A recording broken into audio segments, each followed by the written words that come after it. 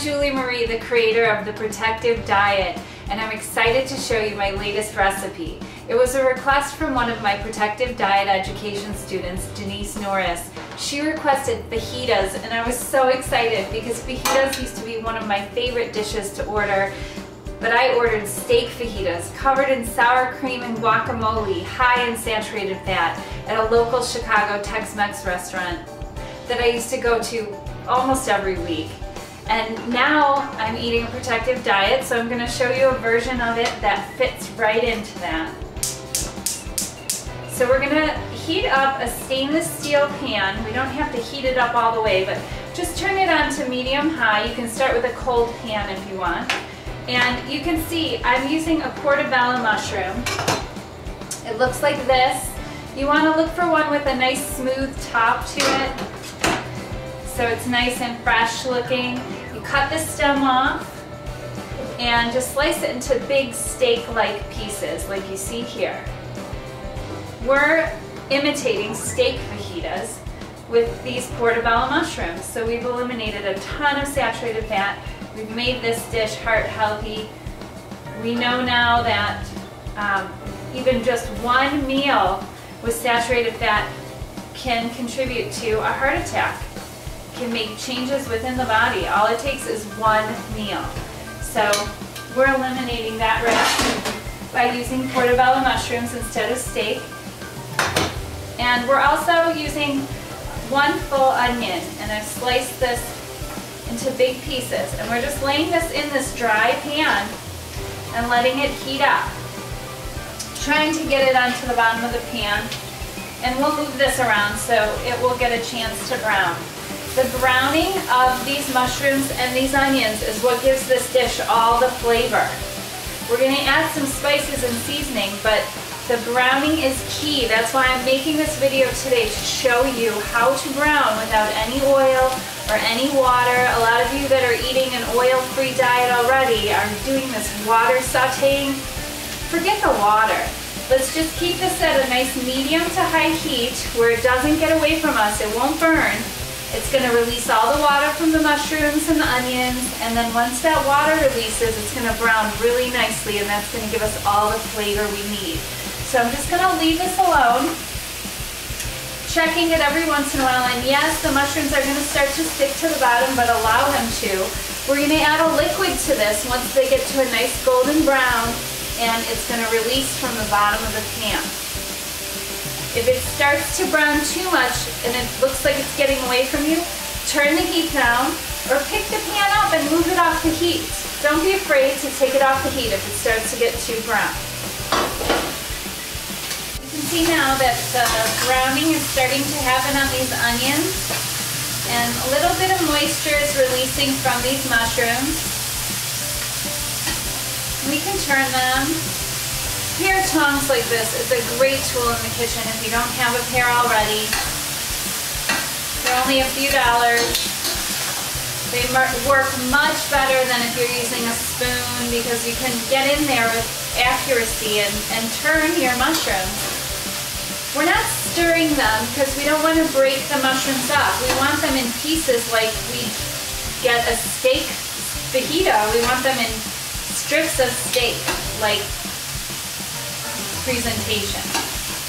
So you can see they are not sticking to the bottom of this pan. And when I tell people that I cook without any oil, they're like, well, oh my gosh, doesn't everything burn and stick to the bottom of the pan? And seeing it is believing it. That's why I'm making this video, because so many people, they're confused. They just don't understand how I can possibly cook without any oil. These are chefs that I'm talking to that are trained in, they are only accustomed to cooking with oil. So it's understandable that a home chef is going to be confused by this technique until they see it with their own eyes. And when I show them, they learn how to save hundreds of calories per day by cooking this way. Now you can see there's a lot of moisture that's bubbling out of these mushrooms, and that's what we want to happen. Now if it got away from you and it burned on the bottom of the pan, you have the pan too hot. That's why you want to bring it to medium-high heat and then turn it down to about medium. When you're first starting out doing this browning technique, Start off at a medium heat. It's going to take you a little longer, but then you're not going to have an issue. The other thing you can do is keep a little bit of water nearby. And if the pan does get away from you, take it off the heat. By get away from you, I mean it gets too hot and it starts to burn. Take it off the heat and add a little bit of water to cool it down. But I don't want you water sauteing, otherwise you're not going to get this browning flavor. See the browning that's happening in the bottom of this pan? This is all the flavor. The flavor is not in the oil, it's in that browning of the mushrooms and in the bottom of the pan. And all that browning is going to get incorporated into our sauce, and it's going to be so delicious. These are just about done. You can see every one of these onions has a nice golden browning to it. We can let it go a little longer. Now you see why I cut the mushrooms as large as I did. I could have cut them even larger because they shrink up as they cook. And we want them to resemble pieces of meat. So the next thing I'm going to do is stop the browning on the bottom of the pan, and you can see I could let this go a few more minutes. It's not going to burn. We're going to keep the heat on, and I have my spice mix here that you'll find in the recipe. And this cools off the bottom of the pan really nicely. And I want you to stir this, and this is going to get all that browning off the bottom of the pan and incorporate it into our sauce. This sauce is going to get cooked up and soaked into everything. We're going to add our bell peppers, because that is a key ingredient in fajitas. And when you're cutting these peppers, cut them nice and big. These are for fajitas. They'll shrink up as they cook. You want these big, nice big chunks. So now I'm going to grab a spoon. This is when it would be helpful to get the sauce incorporated onto the veggies.